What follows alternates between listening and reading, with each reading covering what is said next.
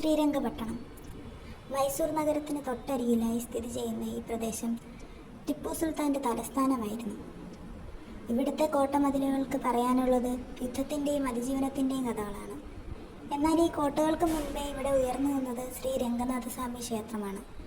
ഈ ക്ഷേത്രത്തിൽ നിന്നാണ് സ്ഥലത്തിന് ശ്രീരംഗപട്ടണം എന്ന പേര് തന്നെ ലഭിച്ചത്.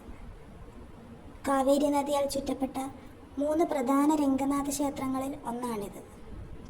വിഷ്ണു ഭഗവാൻ അനന്തശയന രൂപത്തിൽ ദർശനം നൽകുന്ന അതിപ്രധാനമായ പുണ്യഭൂമി.